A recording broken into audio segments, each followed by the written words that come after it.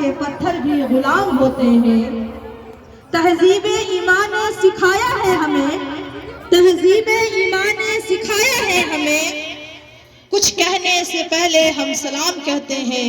السلام علیکم ورحمۃ اللہ وبرکاتہ۔ معزز سامعین و سامعات، عزیز طالبات، آپ تمام لوگوں کو یہ معلوم ہوگا کہ آج کا یہ پروگرام درجہ دور حدیث شریف کی طالبہ کے لیے منعقد کیا گیا ہے۔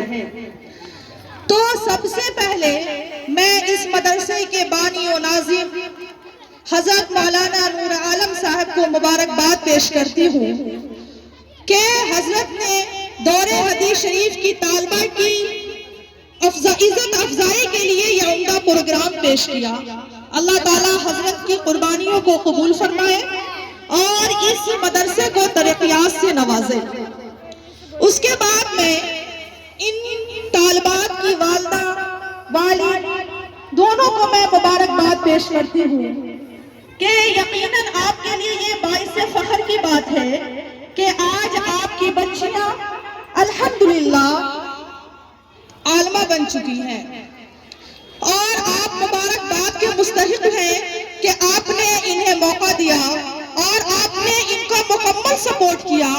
اگر آپ کا سپورٹ نہ ہوتا تو مجھے نہیں لگتا ہے کہ یہ ممکن ہو پاتا کہ آج جو بچیاں ہمارے سامنے بیٹھی ہوئی ہیں وہ یہاں موجود ہوتی۔ تو اس بات پر آپ بھی مبارکباد کے مستحق ہیں۔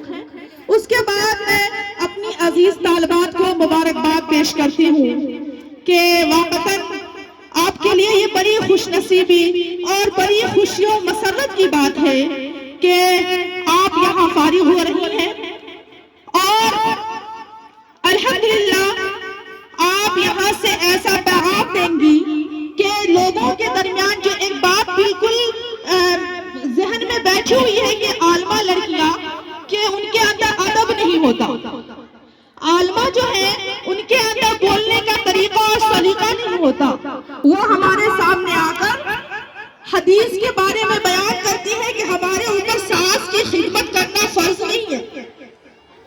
تو ایسا نہیں ہے، تمام لوگ ایک جیسے نہیں ہوتے، اس لیے ہمیں اپنے ذہن سے یہ باتوں کو نکال دینی چاہیے اور ہمیں بھی اپنے بچیوں کو دینی تعلیم کی طرف بھیجنا چاہیے، اور بالخصوص مائیں انہیں اپنے بچیوں کو مکمل سپورٹ کرنا چاہیے، کیونکہ جب تک آپ انہیں سپورٹ نہیں کریں گی جب تک وہ بچیاں کامیاب نہیں ہو سکتی ہیں۔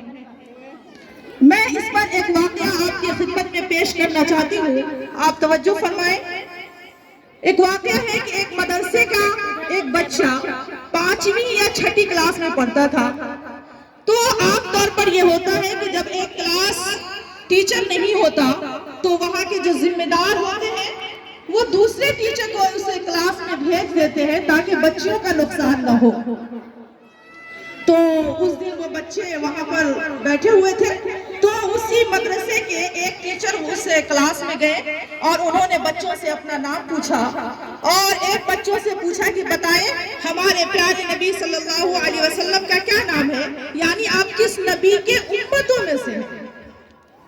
تو وہ بچہ خاموش رہا۔ بہرحال استاد سوال کرتے گئے، بچہ اگنور کرتا گیا۔ استاد کو غصہ اٹھا، انہوں نے اس کی پٹائی بھی کی، پھر بھی وہ بچہ اپنی زبان نہیں کھولا۔ تو استاد کو لگا کہ شاید یہ ہٹ دھڑمی پر اترا ہوا ہے اور یہ نہیں بتانا چاہ رہا ہے، حالانکہ وہ ششم کا طالب علم ہے تو انہیں تو ضرور معلوم ہونا چاہیے۔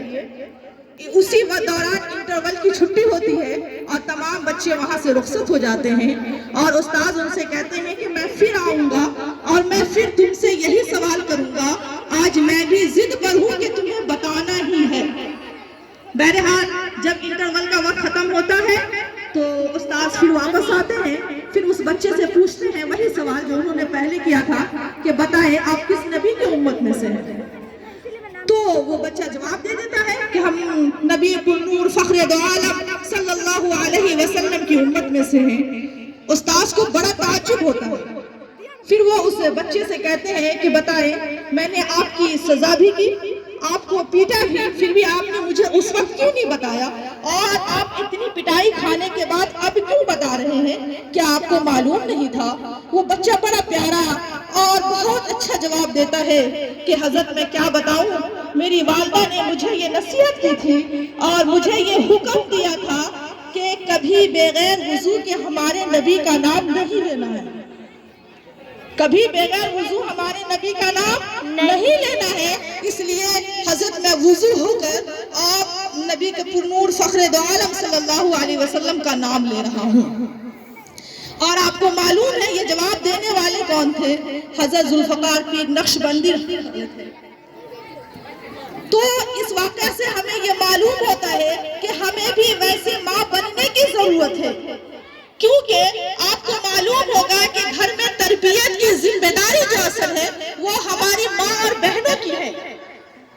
ہمارے گھر کے جو مرد حضرات ہوتے ہیں اس پر تو نان و نفقہ کی ذمہ داری ہے، لیکن ہمارے اوپر بچوں کی تربیت کی ذمہ داری ہے۔ اگر ہم اپنے بچوں کو اچھی تربیت دیں گے تو انشاءاللہ آنے والے وقت میں ہمارے بچے بھی ایک آئیڈیل اور نمونہ ہوں گے، انہیں بھی اعلیٰ ناموں سے لوگ جانیں گے اور پکاریں گے۔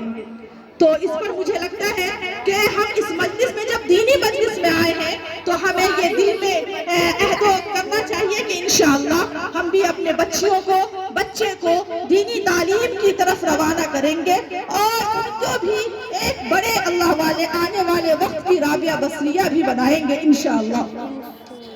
یہ تو تھی ہماری ماں اور بہنوں کے لیے۔ اور سب سے آخری بات میں اپنی طالبات سے، عزیز طالبات سے کہنا چاہتی ہوں کہ ہمیشہ ادب کا دامن تھامے رہنا، کیونکہ ادب کے بغیر علم نامکمل ہے۔ متفقہ اصول بھی ہے، با ادب با نصیب، بے ادب بے نصیب۔ تو آپ ہمیشہ ادب کا دامن تھامے رہنا، چاہے وہ بڑوں کے سامنے ہو، چاہے جسے آپ جانتے ہو، جسے آپ نہیں